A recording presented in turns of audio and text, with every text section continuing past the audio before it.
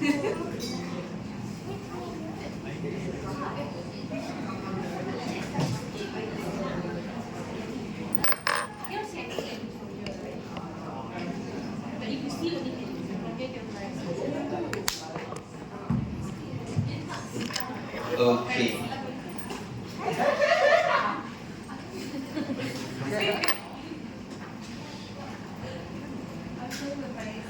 Alright, so we have gone through halfway of our 14 weeks course. Let's reflect a bit to your course information. We have 14 weeks schedule over here. So 7 weeks is allocated for your Microsoft Excel, and then now after the break, if we go to week 7, if you remember, you did your class test before the break, 10%, and then there's supposed to be a lecture, but I decided not to do that, to stress you out after the lecture. So we're gonna today start with getting started with SPSS, a bit of introduction. So this is a new software.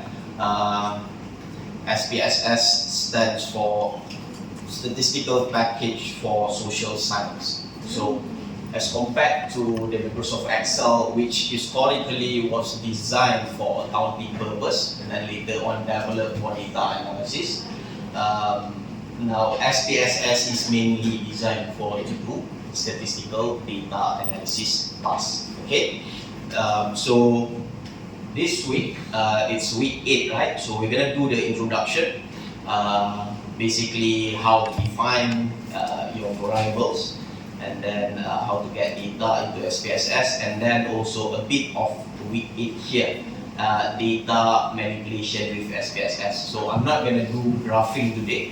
Let's bring that to next week. Otherwise, it will be too many for you today. So we will do the introduction to IBM SPSS statistics and a bit of data manipulation. Okay, now a bit of housekeeping. SPSS is not an open source software, it's a commercial license. UM have a limited license, okay? So those PC that you are seated on, everything have the access to it. But additionally, if you want the access to your personal laptop or personal PC to do the assignment or revision and so on, okay, please do not record this. You are free to do so. Take a pirated license and so on.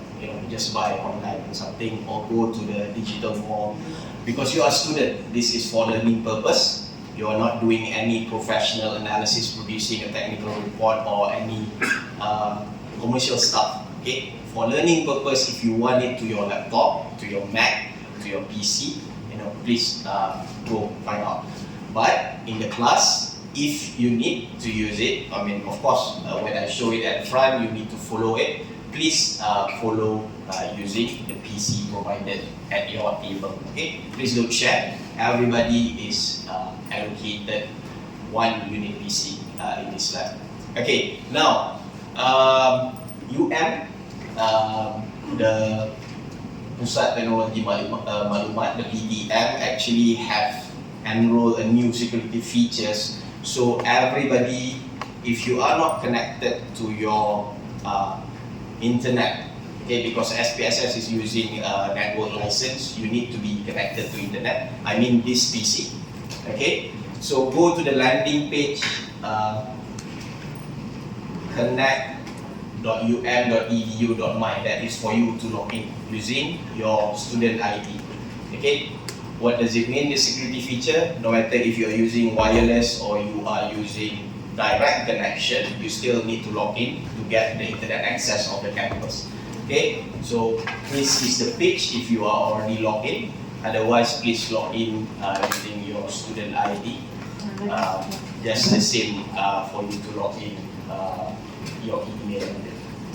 Okay, so every time if you think that your PC does not have internet, please go to the landing page connect.um.edu.my to actually connect your direct connection first. Okay, if you are using Wi-Fi, then it's okay. It's the same thing. Just connect to the what do we call that, the Wi-Fi access, login as usual. Okay, additional feature, giving everybody headache, so just to show you. Okay, so now as usual, this course you are provided with guide sheet. Let's look at week 8. Okay, the PDF is your guide sheet. Okay, in this class, if you want to follow me at the front, you can. You want to see it side by side and also the front, of course you can. And this is also notes for you to do it on your own, on your revision, if you want to repeat the task. Okay, so yeah, SPSS. Let me just. Okay. So the first one, we are gonna explore the windows of SPSS by running a simple session. So with your Spectrum, you have the first file, the bank loan. Please download that, upload it in the Spectrum. Okay, open your SPSS.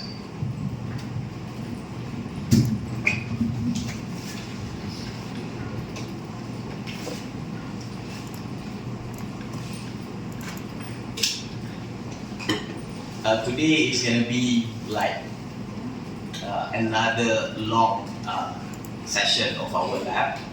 If you need to eat for your lunch, please do so. I have no objection with that, since this is lunch hour, right? Okay, so these are the windows of SPSS when you open up the bank loan. Okay, so if you notice at the top, bankloan.sav. The extension of SAV is the data file of SPSS. If you have Microsoft Excel, the extension is .xls, the old one, or the new one .xlsx. Okay, just to know, the SAV is the data file. So if you are saving output later on, the extension would be .spv. Okay, so that is for you to differentiate what kind of extension that SPSS can read. Alright, now with this, a bit of, let's go to variable view here. Now, when you open up a data, this big window, okay, this bankloan.sav, this is window what we call in SPSS as the data editor window. Okay, SPSS have several windows.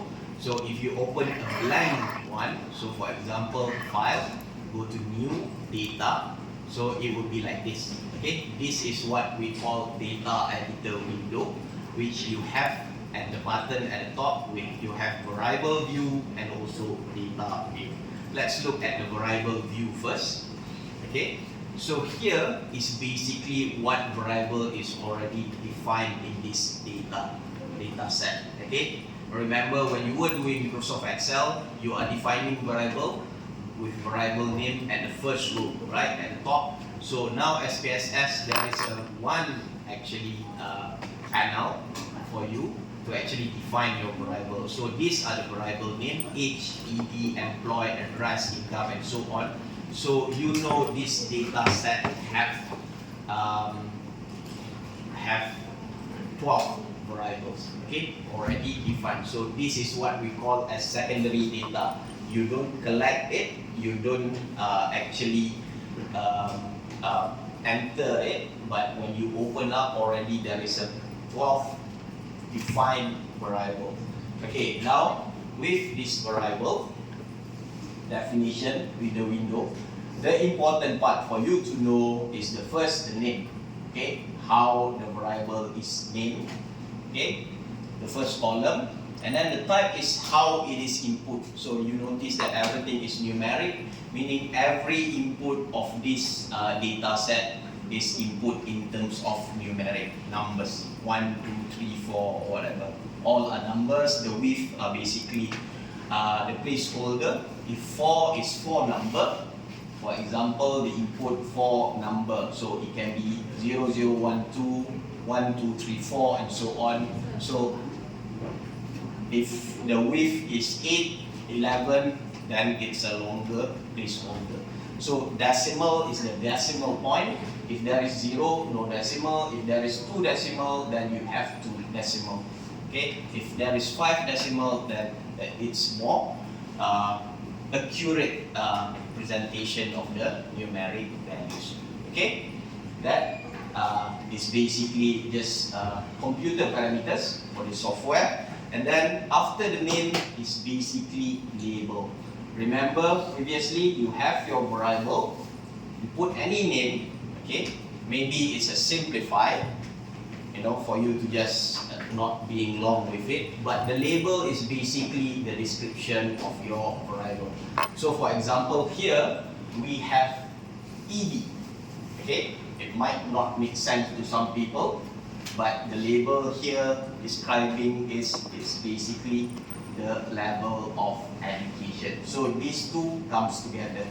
So when you do data entry, when you name whatever variable v1, x1 and so on, okay? So if you are sharing or working the data with other people, please ensure to fill up the label. Describe the variable so other people can actually understand what the variable is containing, what information the variable actually contains. So these are the important one: name, label, and then there are other two columns in this part that I want for you to know, which is values over here. So and also measure. Okay, values and measure. What are the difference? So values, particularly if you are if your variable, remember variable, we have numeric variable, categorical variable, right? With numeric, you can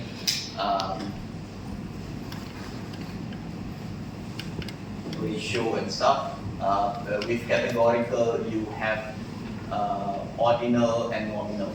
Okay, so when you look at this measure scale, the ruler icon is basically its numerical variable. Okay, so it contains any values. When you go at the measure which is defined ordinal, meaning that it's categorical, remember the input is still numeric, okay, but it's categorical.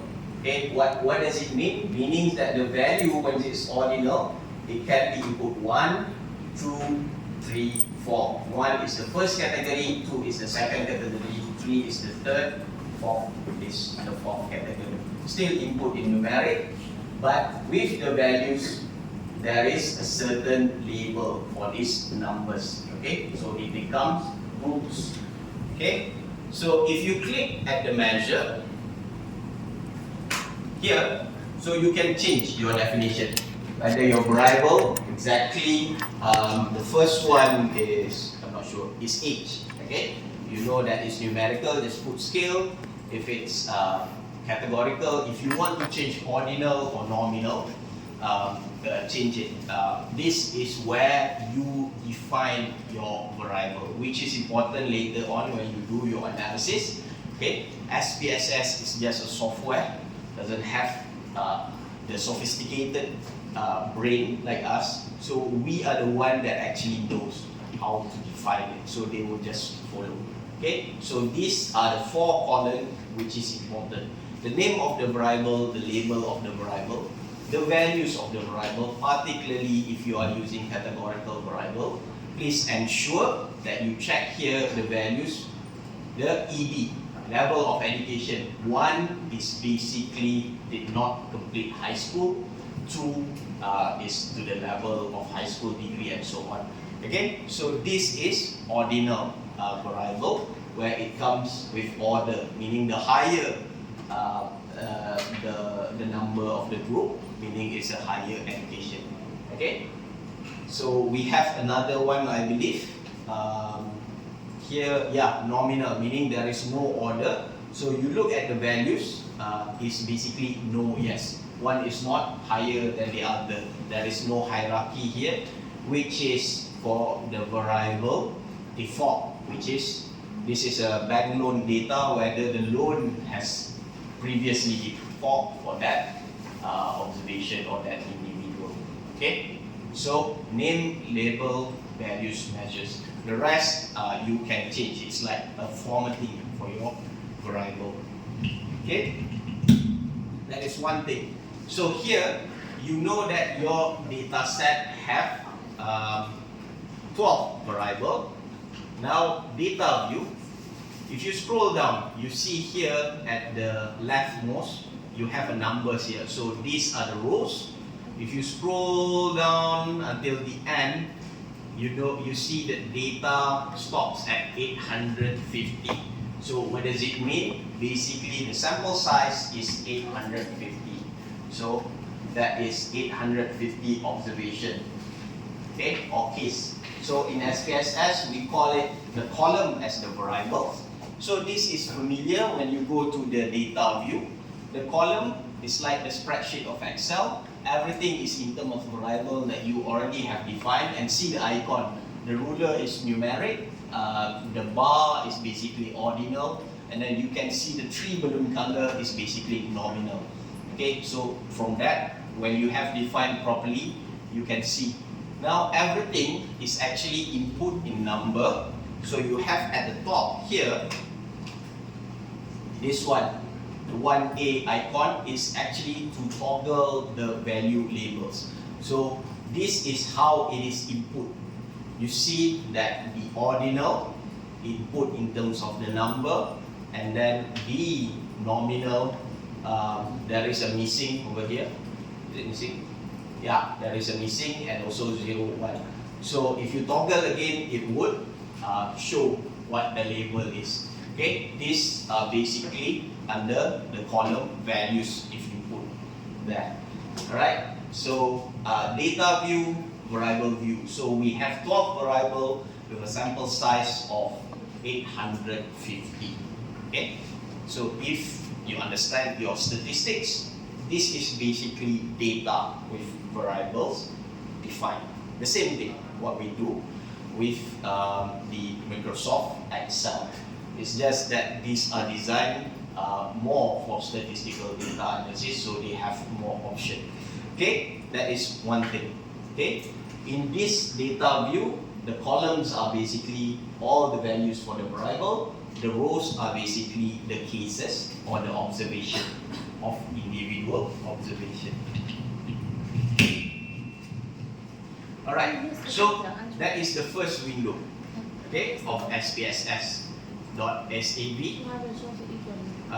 Here, so this is the first window.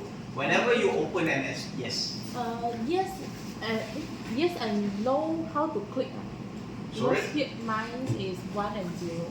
Oh, this one. You toggle one at the top. This 1A is basically you toggle the values label, whether you want to toggle it off or you want to toggle it on. So it's either you see how it was input or how it was labeled. Okay. That is the button, or you can toggle by, I think it's view, and here it's check value labels. It's the same thing. Okay, you can use these view value labels, or you can just click over here. Okay, now this is the first window, the data editor, where you have the variable view and data view. Whenever that you open an SPSS file, you are gonna be presented with two windows. Basic window, basically this the data view, and the other is this. This is what we call the output window. You see the left panel is basically where the log, whatever analysis, whatever command you run on your SPSS, there will be a log over here, and then this big panel is basically your output. If you do a certain cross tabulation, if you do graphing, everything would go to the output window. Okay, so two things. Now if you are an advanced user, there is another window that you can work on. File here, for example, I'm going to open, which is what we call as a syntax window. So this is basically if you are doing scripting, you are doing programming with SPSS rather than using the command module, which you click. This is where you can actually program your SPSS by scripting. You know, some users, they prefer to use this rather than to locate where the command module is. Okay, this syntax is not covered in this course because it's a more for advanced user. I'm just showing you this is where it is. Okay, so if you are running Python, if you are running R, and then you want to port it with SPSS, you can use this. Okay, so basically under the extension, nowadays the new SPSS version actually are developed later if you want to work hand in hand with other analytical software. Okay, so we are not going to do syntax in this 14-week course. Okay, just the two we're going to focus on: the output window and also the data editor window. So you will be going back and forth with these two windows. Okay, the data editor and also the output. Whatever output that you run, whatever module that you run, it will go to the output.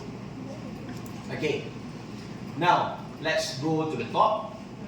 Here, whether if you are on your output window, so there is various menus at the top: file, edit, view, data, transform, and so on. So if you go to the data editor, it's the same thing.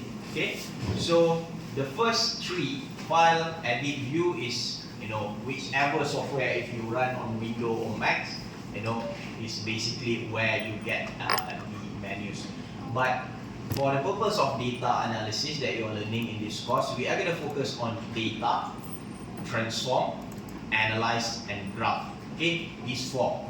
We're going to go again and again to these four: data, transform, analyze, and graph later on. Okay, these four menus is the one that we're going to learn for introduction to SPSS. And then we have utilities, extension, window, this for more advanced menus. You know, if you want to explore, please do so. It's just that I'm not going to cover in this course. Okay, extension if you're using other kind of data set, and window if you want to navigate, you have opened up a lot of windows of SPSS. This is where you can actually just click, it will just go to that window. Okay, rather than if you go here, you have 8 SPSS window, you know, you will be confused. But now this window is by its name. Okay, like this output, you see that if your name have asterisk at the front, basically that means that there are changes you haven't actually saved. Okay, so output here, if you just save the output, okay, let me just save it at download, for example. Okay, let's say output 1 today is 2023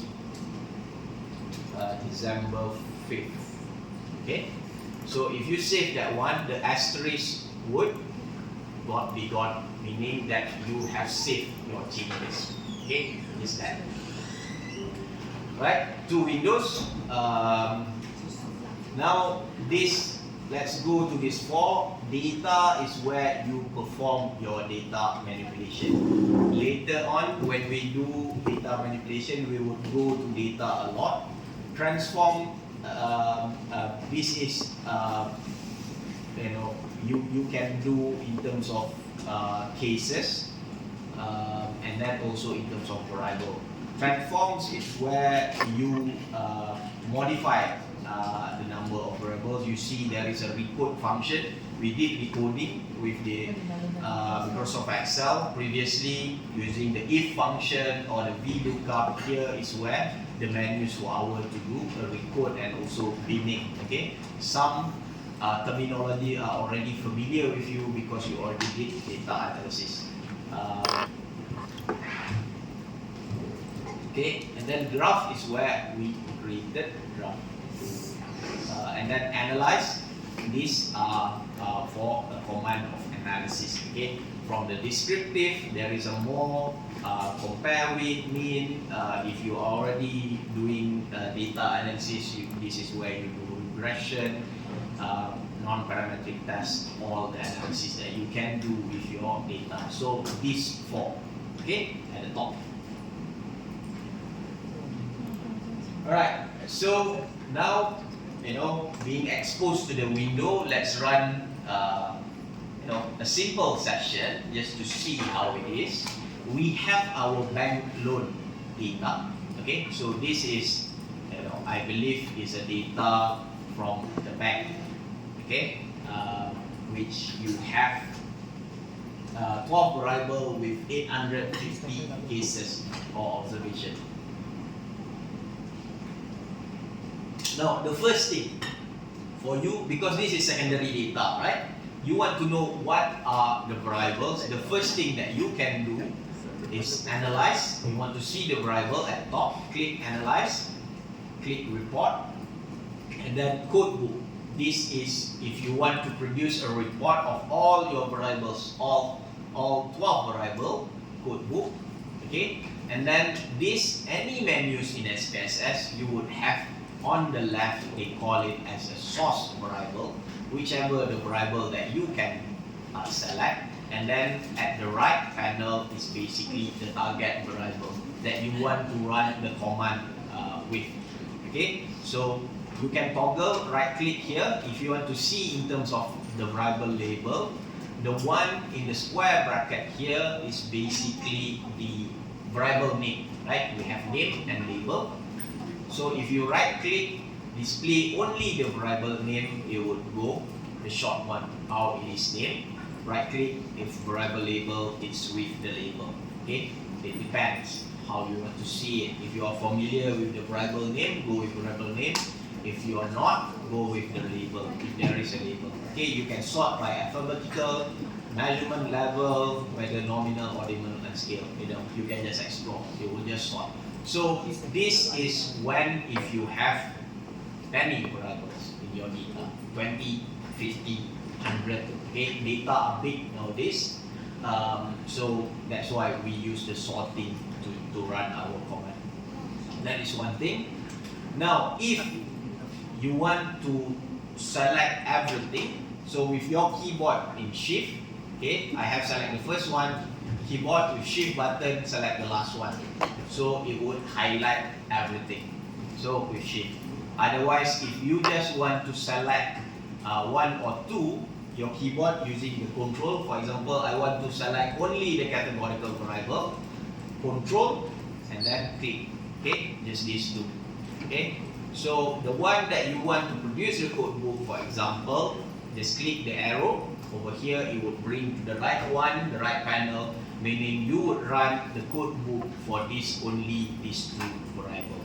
Okay, so if you want to actually start again, you have a list of variable, but you actually make a mistake selecting them, click reset and down here, so it will start again. Okay, now we just want to know what these variable are, what is the values. Select everything with the shift to bring everything. So we are going to produce the variable code book for all. Okay, once you have that at your target variable code book, and then click OK. Okay, so you are now directed to your output window. If you are not, please locate your output window. Now in the output at the left panel at the log, you can see the list of the code book produced. Okay, from age until predefined, all the 12 variable. Okay, so the first one, numerical variable. When you produce the code book, you can see here the variable name is age. You have the label of the variable. These are the names. The label is basically age and years in years. Type is numeric, and then the measurement is scale. Okay, these are important for you rather than another alternative for you to go to your variable view here. You can produce the code book. Why this is important? Sometimes you are sharing this data with, for example, your supervisor, or maybe when you are working, the data is confidential. You cannot share the data. Do not use screenshot. Okay, that is unhealthy because sometimes it actually violate the confidentiality of data. So you produce this codebook, so you can share the summary of your variable. Okay, then this output you can just save it as an output and then send it to other people. Okay, you can save it with other format as a PDF. SPV is the extension for the output file. You can also file save as. Okay.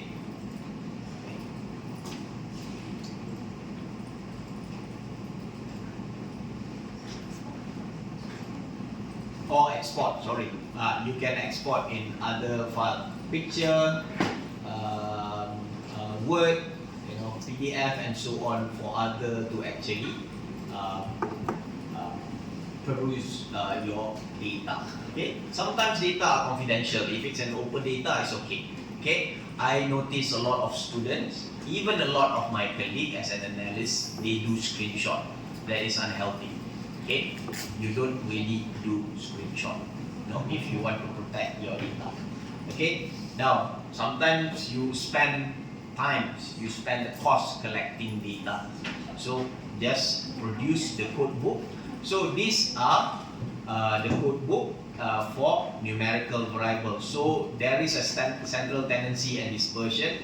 The mean of this data, remember we have 850 observation case. You have valid 850 with 0 missing.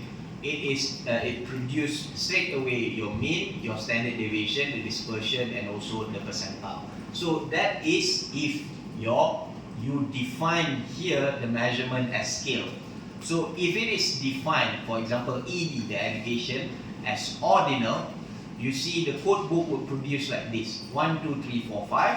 What is the value? And then the frequency. Okay, the count is the frequency. You see that a lot of observation, 54% of it is basically of the level of education, did not complete high school. Okay, for this bank, for this 850 sample, okay, 54% actually make a loop. Okay, so that is how you see it. So if you go here, another categorical variable, I think it's default. Just click over that, so you can just jump straight away to it. So default here again, measurement nominal with valid values of 0, 1. Okay, so 60% of those who holds a loan never actually default in their bank loan, and 21% actually have default. Okay, so now there is a missing value of 150, which it is not denoted in this data. So if you sum this all these three, you would get 850, which is 100% of your cases. Okay, the same thing the rest. If it's numerical measurement scale, it will produce the mean, standard deviation, percentile. Okay, so let's say if you change your here, for example, under the variable view, the education, right? If this is scale, okay, if it changed to scale, when you produce your code book, you would see, I'm going to reset only the level of education. It wouldn't give you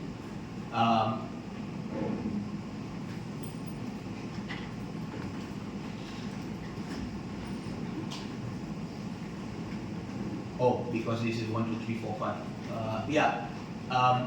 Because this have label, so if it will only produce this one, the central tendency, okay, which is wrong. Okay, so for example, if I delete all the values here, okay, reset, I'm gonna let's say select everything, delete all the values. When you produce the code book, okay, when you produce the code book, it will only look at the mean and standard deviation, because that is how your SPSS just read it, because that is how it was defined. So please ensure if you have categorical variable, you define it as categorical. If you have this numerical, define it as numerical. See here, you don't even see the percentage now. Okay, so ensure that you define it correctly at the variable view. Now these are not what we call helpful information. We want, if it's categorical, we want the percentage and the count. Okay, you remember this when you do your Excel, you use pivot table. Now we are using the code table.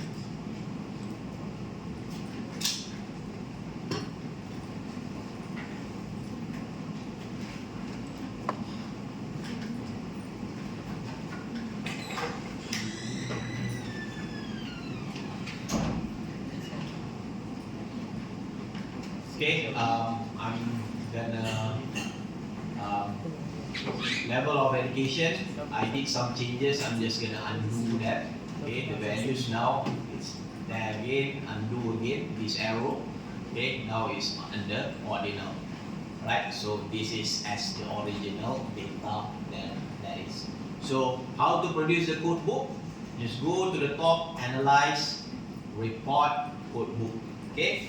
If you are making a note, usually, when I was learning SPSS initially, this is how I write it in my note. Just analyze, report, code book. Okay, so when there is a ellipsis, the triple dot, you know that it will open up a window. So this is how you navigate. Okay, you might have other ways of writing this to your note. I'm just sharing. Okay, because you will work and more command in those windows. So this is how you produce the code book.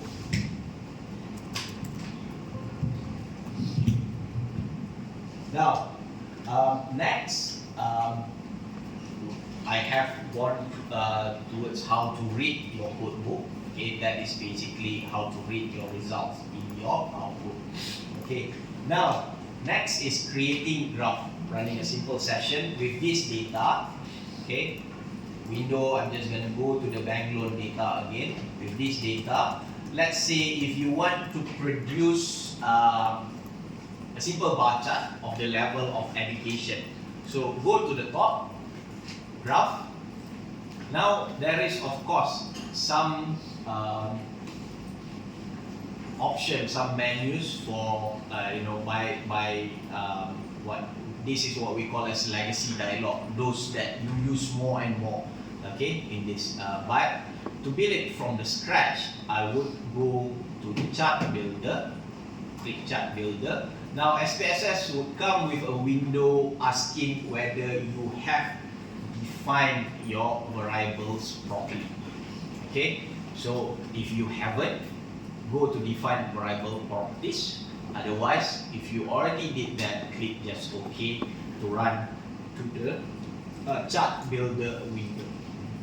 Okay, so again, remember on the left side is always the source variable, all the available variable for you to build a chart. Okay, now for the chart builder here, go to gallery. Now, for example, you have several options: bar, line, area, polar, and so on. So to build a bar chart, click here at the bar, for example. Now, when you hover on all of this, there would be a message. Okay, these are simple bar, these are clustered bar. Okay, you have learned in your Excel, right? If you have one categorical, what to produce, two categorical, what to produce. Okay, so for example, a simple bar, just click this one and then hold the click, drag it to this big panel. So it would have a preview of that. So now in a bar chart, this different bar is separated by categorical variable. So for example, you click the level of education, drag it over here. Okay, x-axis, and then you have like that. By by the y-axis would be the count, the frequency. So if you can just click OK, and then you would be directed to your output window, and then which is produce a simple bar. Okay, like previously we see in the variable code book, for this variable level of education, many of the one that make loan with this bank, is the one with the level of education did not complete high school. Okay, meaning that the higher the education in this data, they wouldn't make loan with this bank. Okay, something like that. Right. So if you want to see like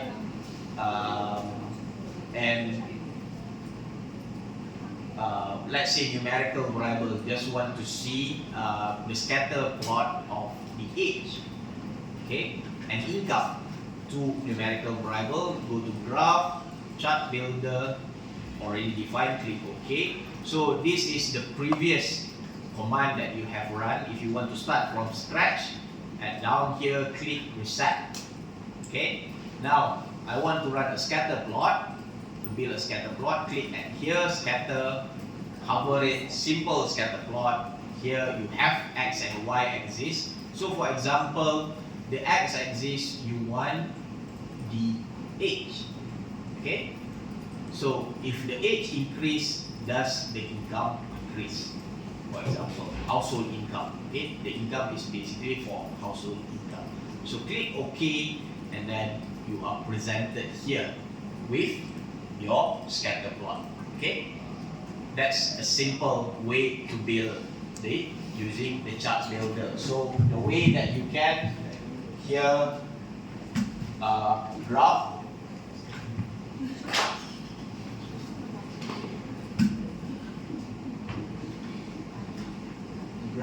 and then chart builder. Okay, select from the gallery what you want to build and so on.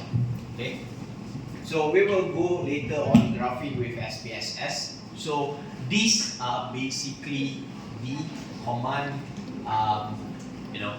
the simple. You have two windows, data editor window here, and then with data editor you have variable view and data view, and then you have your output window, and then with the output window you have your output and also the log, the one that you run, the code book. Okay, and here I believe you can also you can actually write here. Can edit, right? Yes. For example, here is code book ed numerical. Okay, so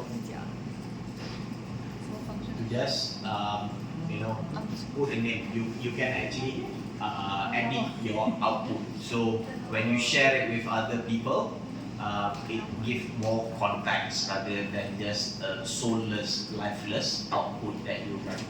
Okay.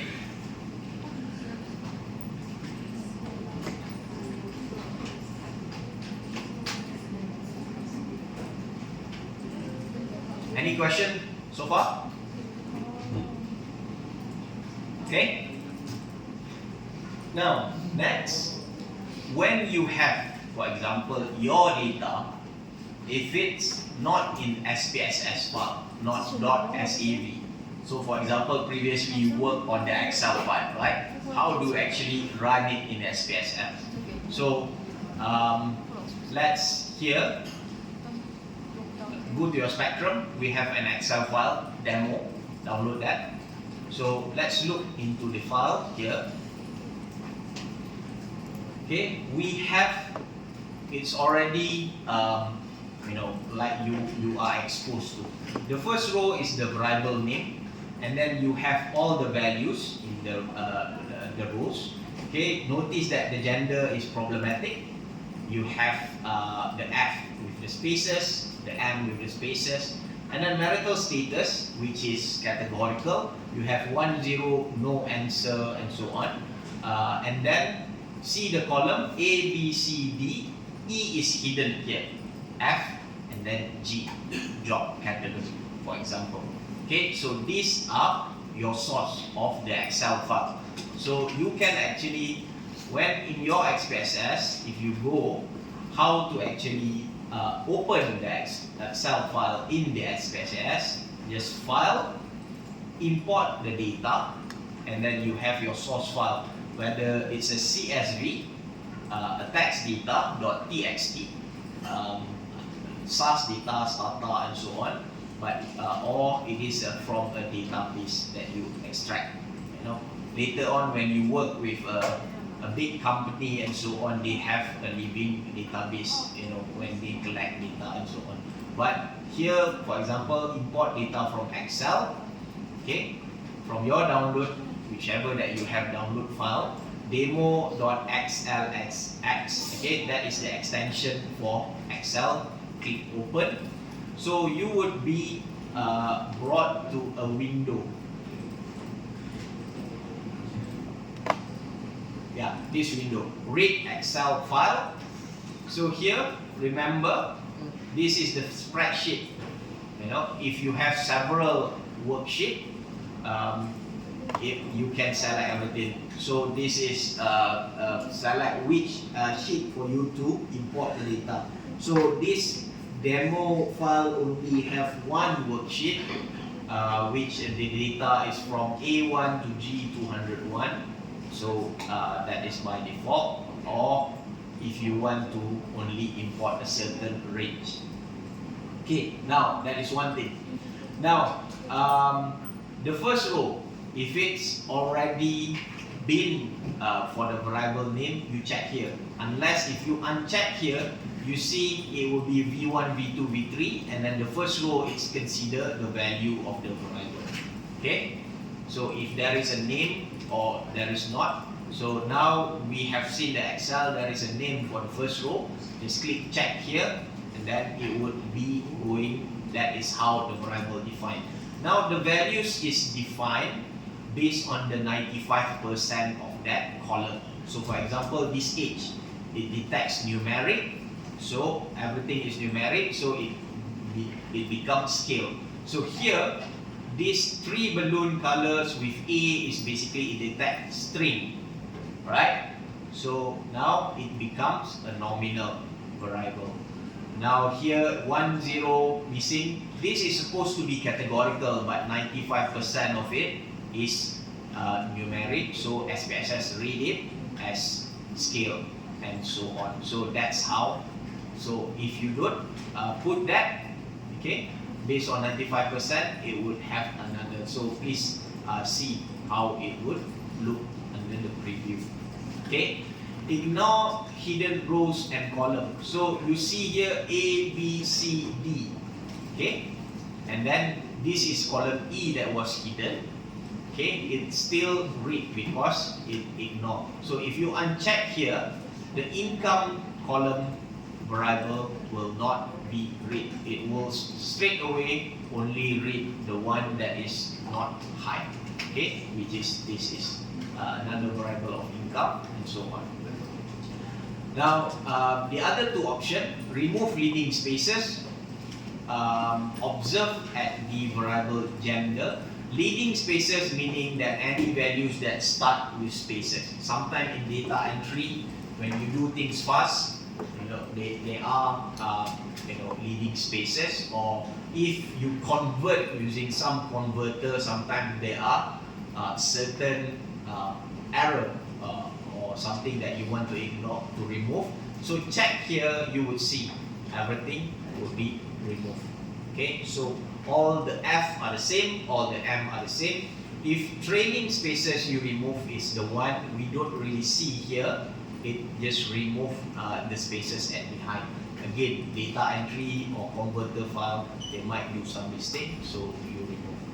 Okay, so when you have done everything, so click OK and then SPSS will have untitled file. These are the one that you read from the Excel. You go to the variable view, all the column is following all the first row. Okay. Now you see that gender is string, marital status is nominal. This is income category and job category. Okay, and these are the data. Okay, so that is how you can read from the Excel. So as an analyst, sometimes you work with different software, different packages. Okay, you work with, let's say, Excel, then you work with SPSS, and then your colleague need to work with eView, and then works with R, for example, Stata, such, depending on what commercial license the company or organization you work with that have. So usually there is a import-export function for you just to work with other kind of software. Okay, not all software is open source. Some are commercial, depending on organization which license they are subscribed to. Okay, so that is on different reading the Excel file. So next, okay, we are just gonna look into what we can do in this. So the next one, I'm not sure why it is named the Nana2. Please open that file. This is SPSS file, nana2.sab. Open that up. Okay. So now you see here that you have more windows now, right? It might be confused for you to navigate. So just go to Windows here, then you have a list of that. So this one, the one that you import an Excel. So if I want to go to that window and then let's say to save it, because now it is untitled, let's say like this is import Excel. If you want to, so it will save it as .sab, and then it will save. So yeah, that's how. Not to confuse yourself, use the window here. We are working on the Nana2. So here, these are the file. Okay. So you have here certain variable, year, month, day, hour, minute. Okay. And then you see all of these are numeric. Date, time, and day of week is date. Year seen is numeric. Okay. Measurement, everything is scales. So, but here this is a new type, date. Okay. The variable number 6 and 7, date, time, and day of week. If you go to data view, you see here the icon at the top. Okay. You have a ruler with that clock. Okay. So that means that it's a type of date. If you hover into that name, so the type is date. Here the type is date. This one does not have clock. The measure is still scale. It does not have clock because it doesn't have the time, which is the hour and minute. Okay. So now, just gonna show you, SPSS can read also a calendar time, right? So, for example, this date time, you have, rather than, if you are working with Excel, you enter the year, one column the month, one column the day, one column the hour, minute, and so on. Okay, SPSS can actually straight away input here, and then it can recognize on this date, which month is it, which day is it, which year is it. You have, let's scroll down, we have this 90 observation. You can just change it like that. Okay. Now I'm just gonna hide these two. Okay. Right click, select this one too, right click, hide. Okay. So we're gonna work on date time basically to produce similar variable like the other two that was hidden. From this one, we want to know which day of this date is, right? So how do you do that? At the top, click transform. Okay. and then we have date and time wizard. Okay, click over there and you would be brought to this window, the date and time wizard.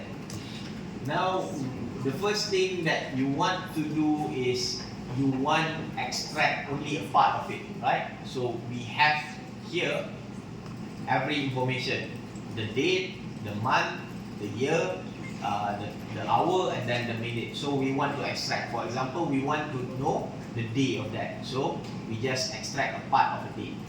So next. Now the date time, which is the variable. So the format is here. You need to extract. You can select day of week. Okay, day of week meaning Monday, Tuesday until Sunday. Day of week. Click next. Then result variable. So for example, you want to just type day of week. We have the original one. Maybe we put this 2. Okay. The label is, for example, extraction of days. For example, you can just write anything. So this would be your name of your variable, the new one that you created, and then the label of it is here. Okay? And then if you are working with the syntax previously, you can select this radio button. Otherwise, execute. Just create the variable now, and then click finish down here. Then if you see at the variable view, you have this variable that you created, variable number 9, day of week 2 with the label whatever you write. Okay? Extraction of days. Now when you go to the data view, you see here, you see here 20th April 1940 is actually Saturday. Okay?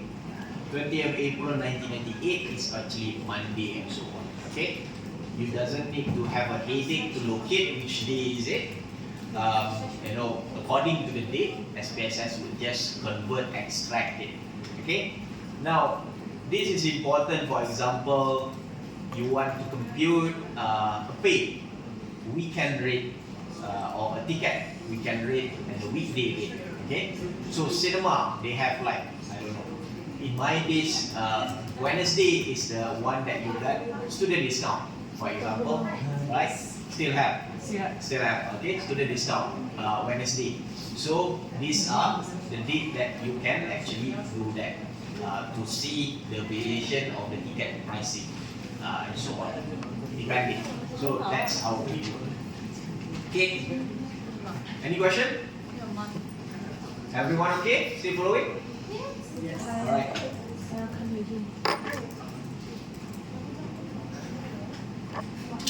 Now you can do extract that. You can do in terms of year, in terms of month, in terms of date, hours, minute, and so on.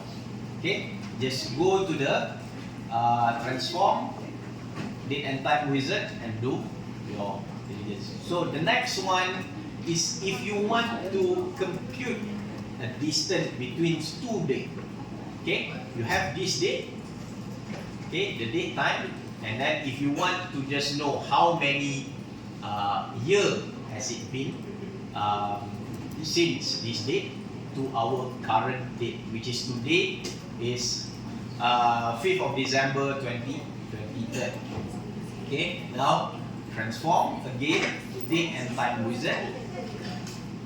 Okay, now we are gonna select the one with calculate with date and times. Okay, because it's a date and times measure type of input, so we want to calculate it. Click next. Now, so if you want to add or subtract, click the first one, but we want to calculate the number and time between two dates, which is the second one. Click next.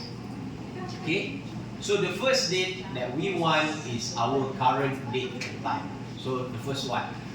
So meaning that we will, SPSS will detect straight away that today is 5th of December 2023, which is hour is 13, and then minute is 01.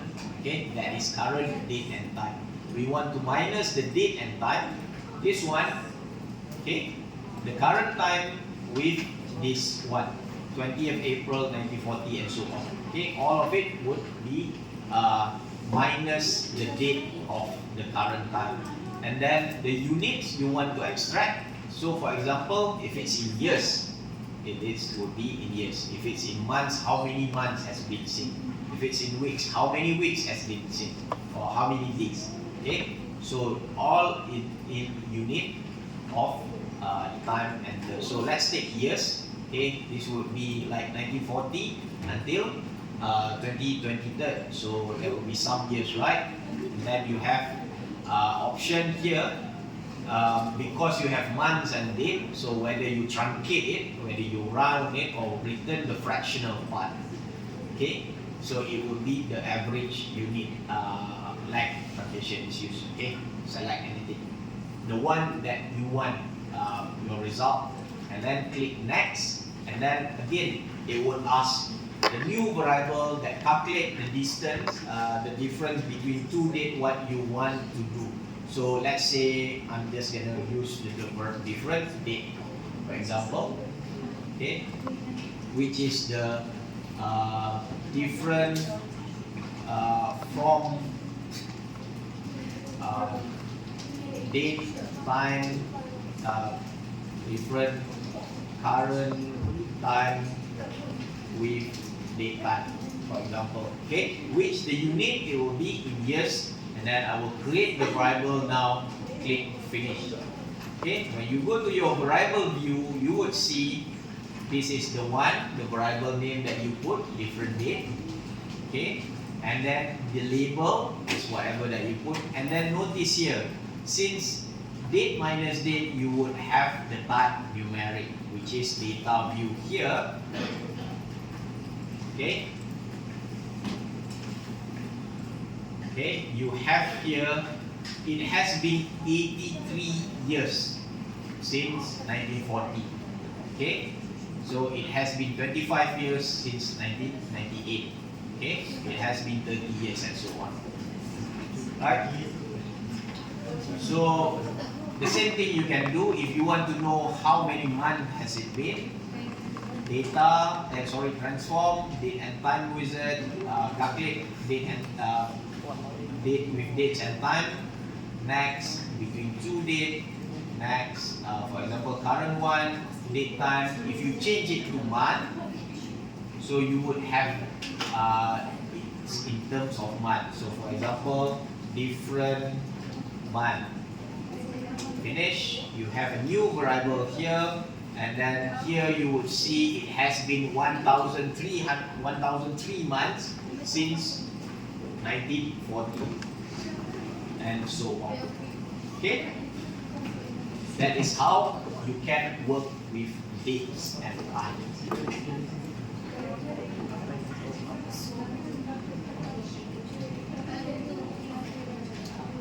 Any question? Slower? Okay, please stop and ask if you need. Okay, do I need to repeat? Which one? The month. Huh? The month. Okay. This is unit of year. This is unit of month, right? 83 year. So, for example, the one that I changed, the next one, if I want to see, let me just different date. If we want to put here in terms of year, okay, different year, different month. The next one, if I want to know how many weeks has it been from this date, 20th April 1940 to this date, and so on, the rest of observation. Again, transform, okay.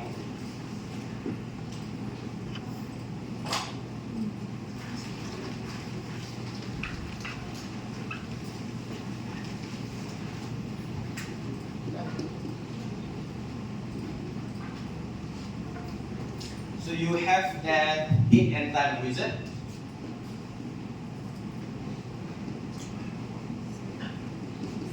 Okay, notice that, like I said, if there is an ellipsis, it will open a new window. Okay, click that. Now we are gonna calculate the date and time. So select the option calculate with date and times. Okay, so you can just add here if you want the button calculate with dates and times.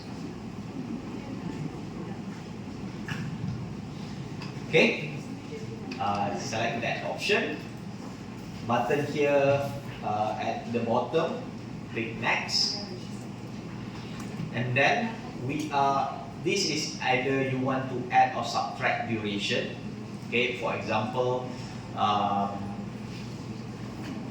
you have two dates, you just want to add or subtract. So for example, you have 1990, you want to add 8 years. Okay, 1990 plus 8, it becomes 1998. So any operation you want to do, but we want to calculate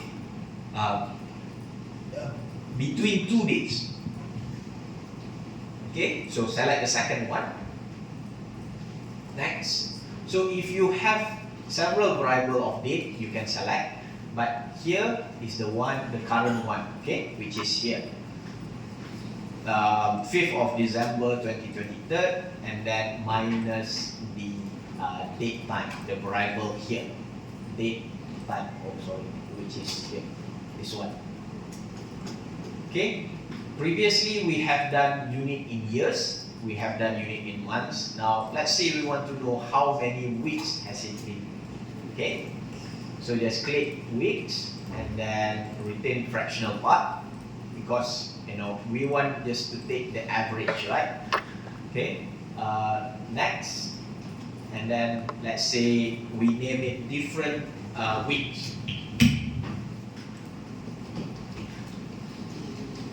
So variable label is different in terms of weeks. Okay, here it notes that units is the weeks, and then click finish. Okay, which you would notice there would be a new variable created, different weeks. Okay, and then the label, whatever that you wrote, data view here. So it has been 4,363 weeks since this date, 20th April 1940. Let's say like here, like it has been 2,796 since 4th May 1970 and so on. Okay, so just go to if you want to create that variable date and time, go to the date and time wizard, locate that, and then calculate with the option and so on. Okay, so why is this efficient? Sometimes with your data, ATM data, you have that time stamp and so on. Okay, it's in terms of minutes, hour, dates, and so on. Right? When you work finance company, or maybe cash company and so on, you have so many output. Data is rapid. You just want a certain day to compute, so that's why we use a date and time wizard, rather than for you to having a headache creating a formula calculating dates. Use this one, date and time wizard. Okay, there is a lot of timestamp data.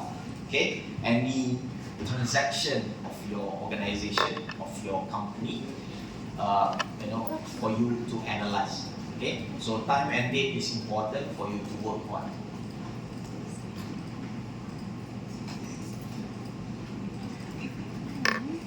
Okay. Right. Now, before we have a bit of a break, let's go into another tool. How you can actually sort your cases. So, for example, here, your variable, the first thing that you want to sort. For example, we want to know which date is like the most um, most recent. Okay, so here you can just click here at the top, right click, sort by descending. Okay, so this is the latest dates. Okay, the one that is higher descending. Okay, the latest date 2006 in this data set. Okay, if you want the oldest date, like sort ascending. Okay, so it will sort. Okay, so this data goes, from 1970. Okay, or you can also sort here difference in terms of year, ascending. So this is the latest one, which is 2006. If the old one, sort descending and so on. So that is sort by variable. Just right click at the top, sort ascending, descending. So what if you want to sort using several variables, right? I think this data is only one. So let's work with other data to sort. So let's go to your spectrum. There is a data cast. Okay, open that up and download that, and please open that up. Cast.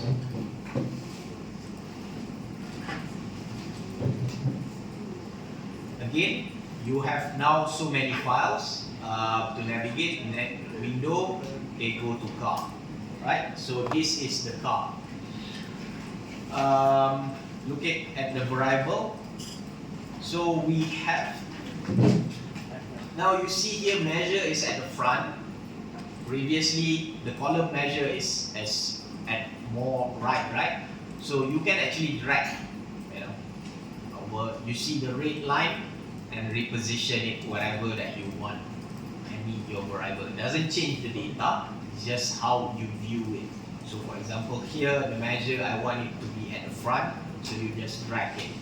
So you see that the car ID is nominal, MPG, which the label, let me just put it over here, is miles per gallon, engine size, engine displacement, and so on. Okay, we have several variables. Now, for example here, we want to sort by country of origin with this car. Okay, we have, this is 10 variable with, let's scroll down, of n is equal 406. So many data, so many observation, right? So if you want to sort it by the country of origin, let's see, country of origin, when you go to values, click over that. So there is a 3 category, whether the car,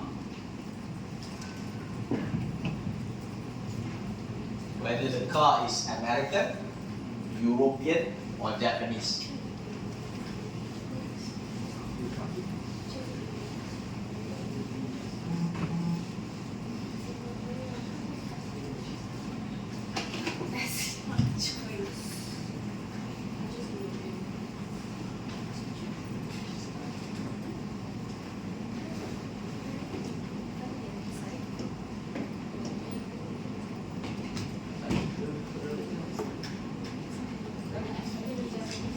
Okay, so the first thing, if you look at your data,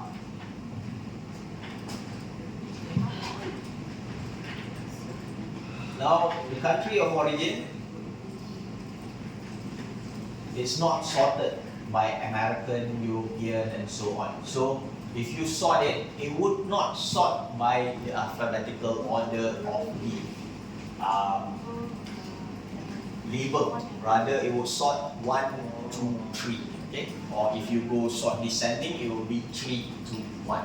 So let's say you want to see with all these country of origin the horsepower of the car. Okay?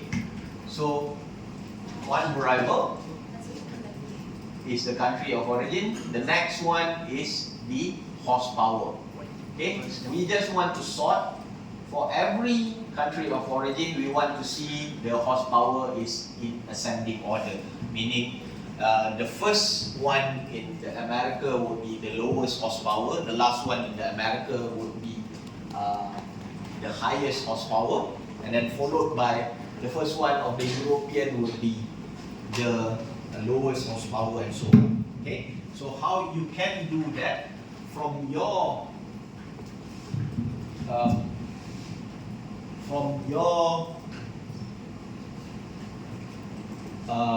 data editor window, select data at the top.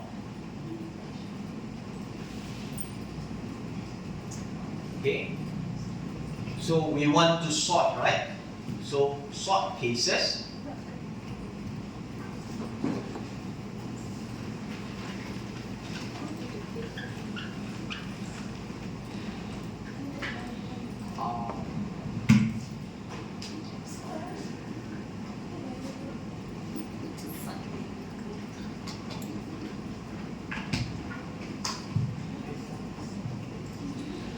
Okay, so we want to sort by first country of origin. So select the country of origin. You can double click, or and then the next one we want to sort by horsepower. Yeah, this one. So both is gonna be ascending order. So it will sort everything American, American, American, European, European, European, and Japanese, Japanese, Japanese. Okay, followed by the horsepower in ascending order, meaning the lowest would come first, the highest would come later. Okay, so you can save in other files, or if you just want to work on your data, just click OK. Alright, doesn't go anything, produce anything in your car's output, but here, if you notice, now here from the top, you know, there is one missing in country of origin. Everything is sorted by American. Okay, just scroll until finish American. There is a European car, and then the next one is the Japanese car. So because we are sorting by two variables, look at the American. The horsepower is here. The lowest value is there is no value, and then 52, 60, 63. And so on, it is in ascending order. Okay? And then until the highest one, the American. Okay, just scroll. Here, the highest one, American, is 230 horsepower. And then it starts again with European. Okay? With the lowest horsepower in ascending order. Okay? It's like that.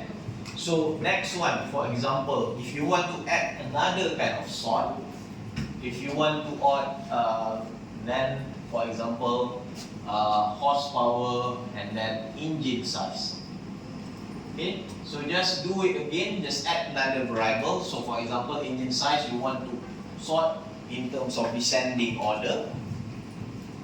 The engine size. Okay, go to data. Sort cases. So you have the two, the first two, and then the last one is engine size, which is here. Okay, engine size. Bring it here, and then we want it in terms of order of descending. Okay, you see that here A denote ascending, D denote descending. Click OK, and then you would see your car. Okay, let me just bring this, the first one. Okay, and then horsepower. Second, and then engine size. So you would see American first, it would sort by the American, everything, and then increasing order of the horsepower, and then decreasing order of the engine size. Okay, so you can just sort by that. So sometimes you just want to locate by category. That's why you do sort with several variables. So for example, EIA 2011, there are 4 occurrences of U. I want to sort by the occurrence, and then all the by occurrence, I want to sort those who actually have the highest attendance to the lowest attendance. I can do that. and then I can see in that listing, and then I can just print it out or anything, make a report and so on. Okay, sorting is also insightful. Okay, it might seem simple, but when you have so many observations, so many cases, entry, sorting is important. Okay.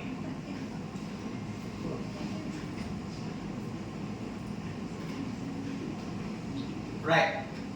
So 120. Give me 10 minutes. Let's do the last one. Let's actually select your data. We have 3 categories, right? American car, European car, Japanese car. So for example, let's produce the code book first. Remember, code book, how to produce, analyze, report, code book. I just want to see the breakdown of car. Okay, we have these 3 categories. I just want to see how many is American car, how many is European car, how many is Japanese car. And then I believe there is a missing, we noticed. So in your code book, so 62% is actually American, 18% European, and Japanese percent is 19.5. Okay, we have one frequency where the car is not labeled anything, it's not coded anything. Okay, now what if you just want to run your analysis with the American car? Okay, you can just select the American car rather than you extract or anything, spss. What you can do to select is you go to data. Okay, from your cars, go to data, and then here select cases.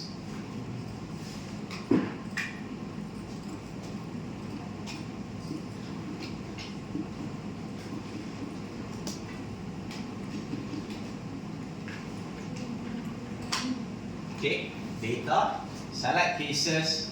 Now here I just want to put condition where the country of origin is only American car. So here, if condition is satisfied, put if country of origin. You can use this button over here, or you can type on your own. It's the same. So for example, equal to 1. Remember, all the inputs are numeric. Do not type equal to American. It's actually equal to 1, right? So click continue, and then for the output, I'm just going to filter out the unselect cases. You can actually copy it out to another data set, so another SAP, or you can just delete the one that you want. But I don't want to change the data set, right? I just gonna filter it, click OK, right? So when you go to your data view, you would see this car that which is car ID. I'm just gonna sort it, accepting again. The car which is not American, this is a European car, right? You would see it is crossed out here, not selected, because I did the if, only if a country of origin is equal to 1, which is American, which is equal to 1. So if it's 2, it's not selected. If it's 3, here, the Japanese, also not selected, and so on. Okay, so if a further analysis that you run later on, or graph, it's only gonna be with the country of origin America. So for example, if I run the code book now, okay, analyze, report, code book, country of origin, click OK, you would see that we only have 253 American car, because I have already filtered out the 2 and 3 and also the 1 that has a missing. Okay, only when the country of origin is 2. The same thing, if you want to change the country of origin is European, go to data. Let's run it from this car. Data. Now select cases. Okay, the if, change it. Country of origin, for example, I just want to see the Japanese. Okay, change it to country of origin equal to 3, click continue, click OK. Right? So now, if I run another code book, you would see that it's only have 79 country of origin of Japanese.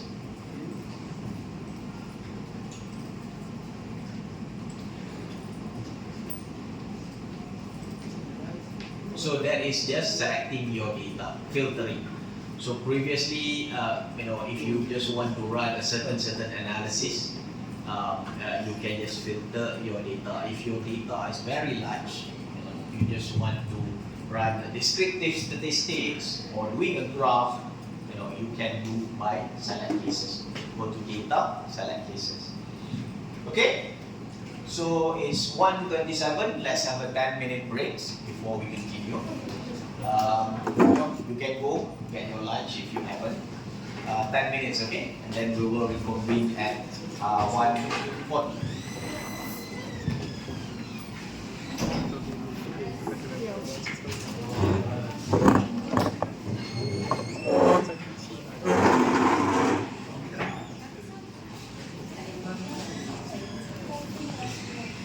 Yes.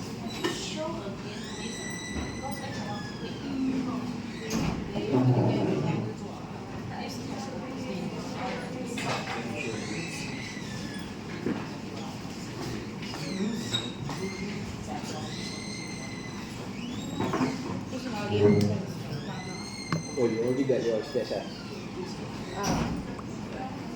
Then from Okay. This is the one that you want to extract. Okay, get transform. Date and time user. Okay, now extract this. Next. So the variable date and time. No, the date time. The second one. Okay, so this is the variable, right? The one at the back. Okay, put it there. Now you need to extract whether you want it in terms of years, months, or if you scroll down, there is a days of week. So that one. So basically it's Monday until Sunday. So the result you can just put any variable you need. Alright?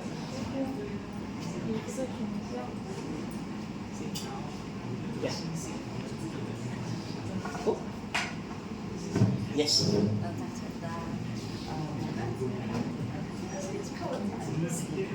So it become like now. Don't worry,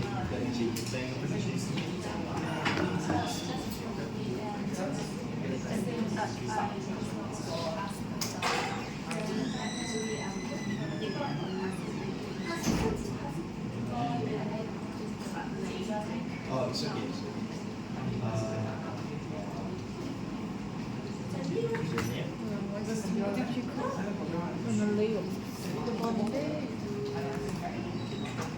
Yeah, that's you, right? So present. Alright, the other one. Tulis pa rin eh. Alright, so just present, okay?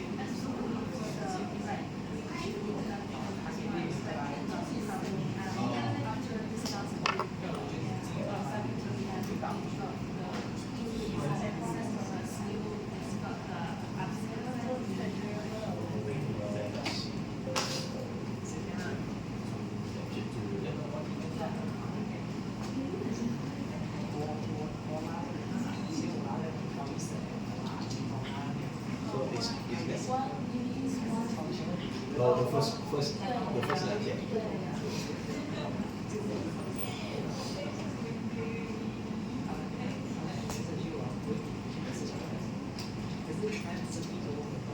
Yeah, okay. So you're there, okay? Alright. Oh, you are so sorry.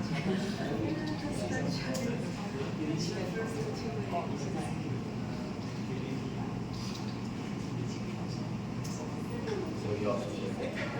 Alright.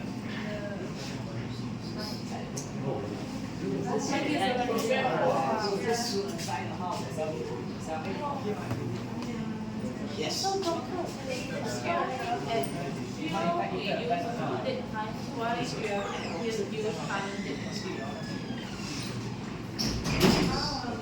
take a question here. given one, your variable is date time, right? So for example, you have the days, you have the month, you have the year, and then you have the hour, you have the minute. Okay, the first one. So if you want to extract any information with this, so for example, you just want to know date of birth. Okay, whether is it Monday, Tuesday, and so on. Right, so that one you select extract. But you only want the information of a certain date. Okay. But if you want to like from this, you want to do an operation with another date. For example, this one, whatever you want to difference with dates, which is 0, 5, 1, 2, 3, 8, certain, right? So, and then this one you should calculate date and time. So there are 2 days. This is only 1 day. You just want to extract. Now this is a 2 day and time, which is today, current time, and then the other. So you calculate. Okay, so you have days and time. So sometimes you have several variables, right? So for example, you just want to see a different the beginning of the year, 01, 01, like 2023, right? You just calculate between these two using this one. This one, you can just enter, create a new variable. So, for example, beginning of the year, just create, enter everything is the same. You can do that. Okay? So, operations. Yes. Oh, of course.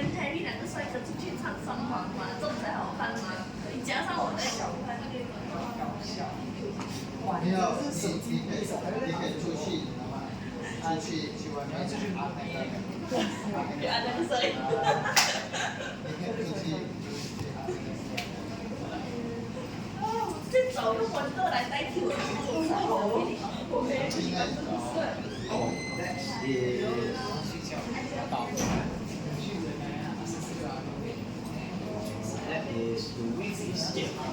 So for example, here.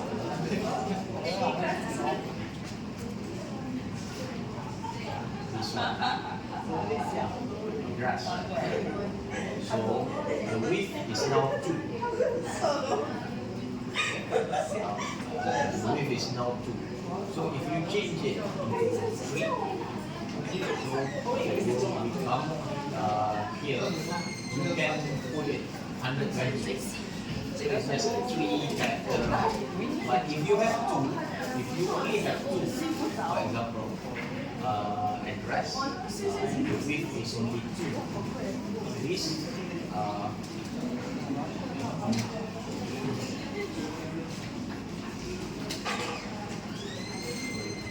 think there is a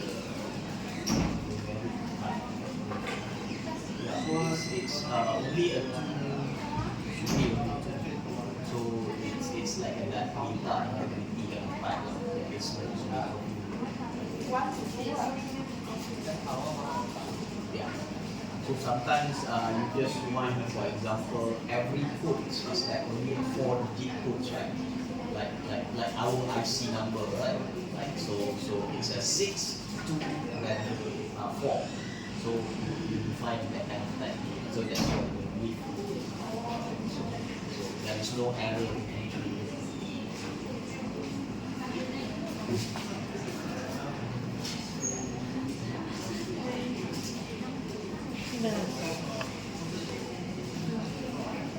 还是可以。这个下面可以收。刚刚我问我一个econometrics的答案。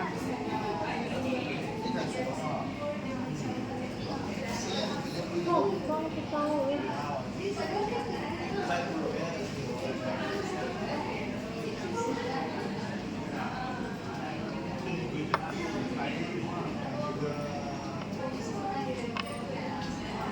我觉得主角比较值得参与，跟我们这本，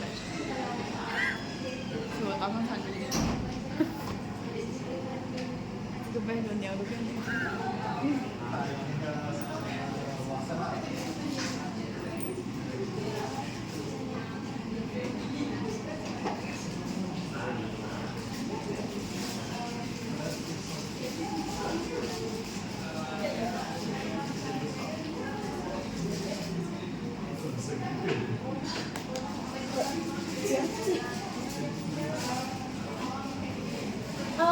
Doctor.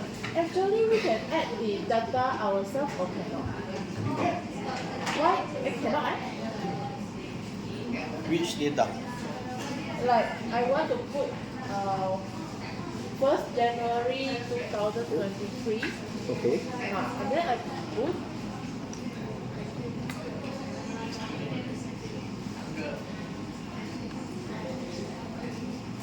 Okay.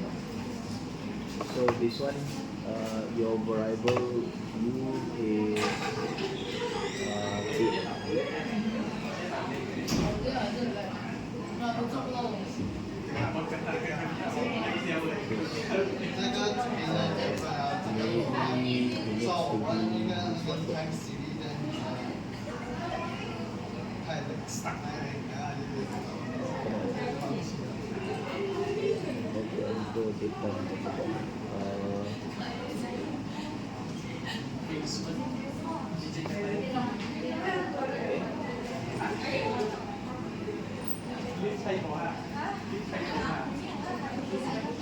，so it's like that. It's that.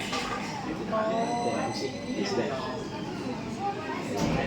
So if you enter here, for example, 1.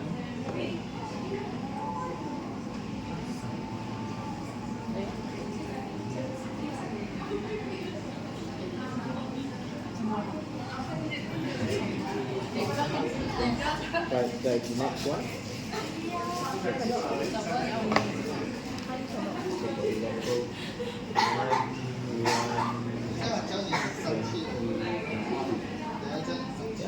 1, okay, and then the time needs to be yeah, like that. It needs to do the column management. So for example, 1, 2023, and then you have at 12 hours at the noon. Oh, cannot.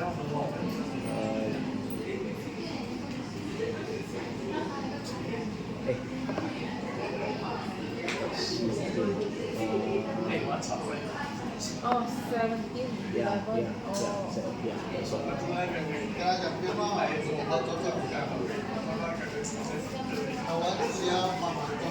Double click. You need to double click.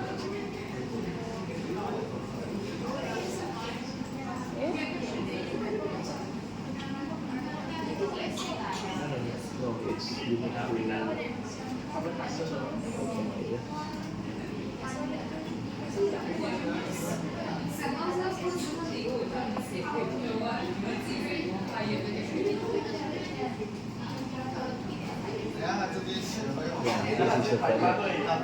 So that is basically the date, the month, and then the hour value.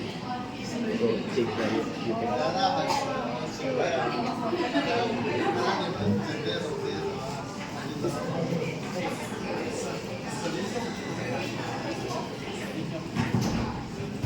Right, everyone, please have a seat.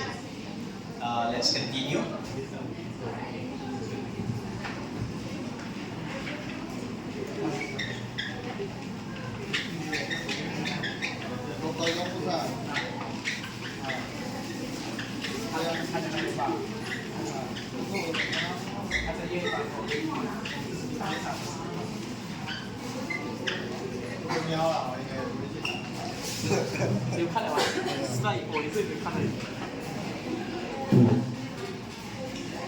Okay, previously we have worked a bit on the introduction what SPSS can do.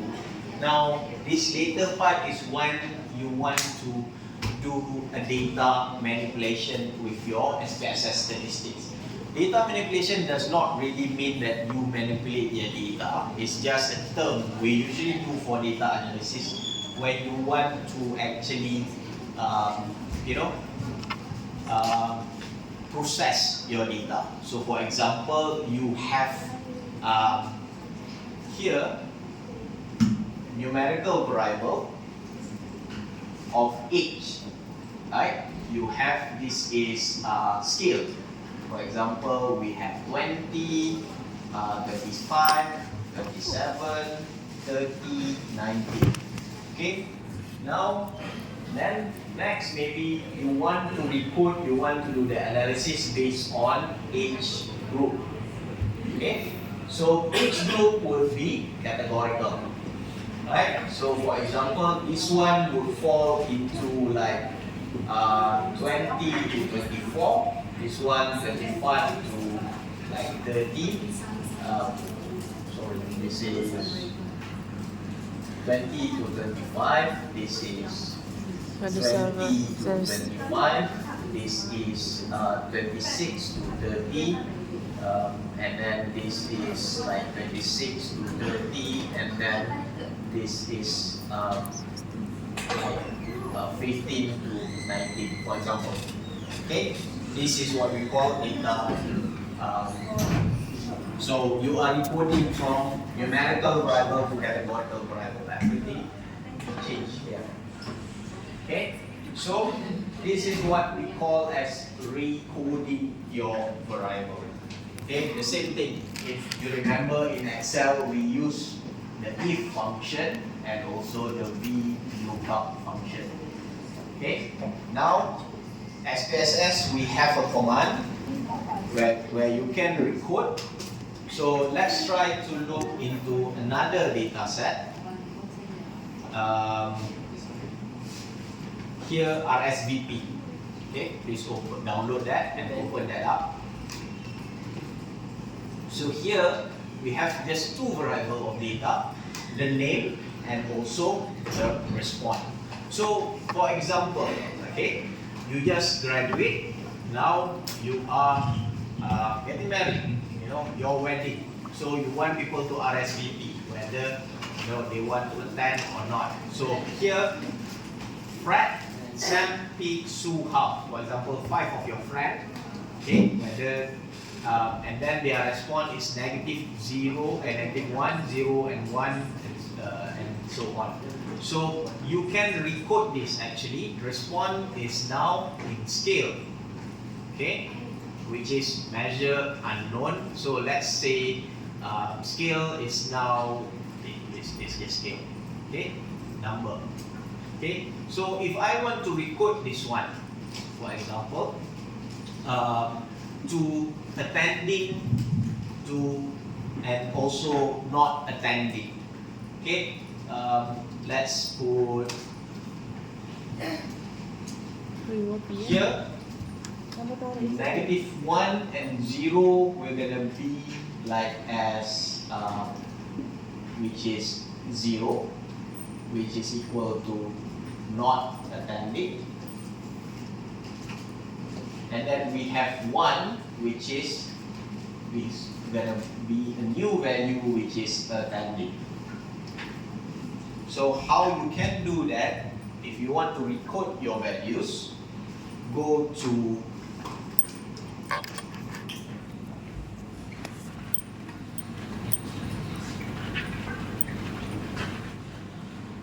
here at the top, go to transform. Okay, we have here recode into same variable, recode into different variable. Okay, these two. So the same variable meaning if you want to recode, you will override whatever the values you have because it recodes into the same variable. If you don't want to override it, you recode into different variable, meaning that by this recoding you will create another variable with the recoded value. Okay, so we have the original value here, -1, 0, 1, and so on. So we're going to transform and recode into different variable. So for example, here remember you have your source variable, the available variable for you to recode. I'm going to recode the response. Okay. Now at the right here, the output variable, for example, we want to create a variable attendance. Okay, so label, let's say I want to label it whether attend, not attend. Okay, so once you click change, okay, see this question mark. When you click change here, it will update here. Whatever the values in the response will be recorded into values with a new variable attendance. Okay, so that's the first step, to recode into different variable.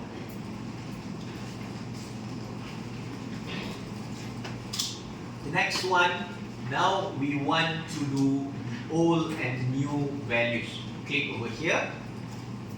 Now, like I written at the bottom, any old value, -1.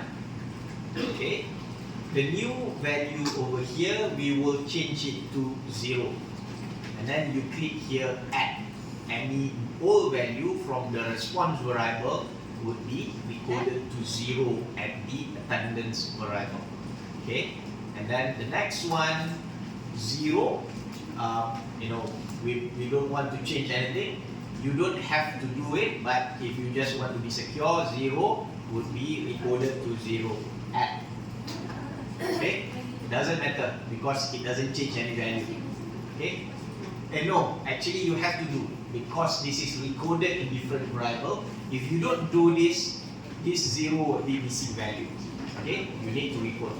Next is 1 would become 1. Okay, so we have that one. -0 would change to 0, 0 and 1 would stay. Okay, still 3 values. Click continue to proceed. Okay, and then click OK. Then you would notice here at your RSVP variable view, there is a new variable attendance with the label that you put, attend, not attend. Now we have two values, right? 0 and 1. Let's label them. Okay, which is here, click plus, 0, not attend, and then 1 is attend, for example. Click OK. So you have that values. When you go to your data view, we have here the labels here. -1 becomes 0. 0 becomes 0, 1 stays to 1, -1 is 0, 0, 0, and then the values label that you put is not attending. Okay? The label.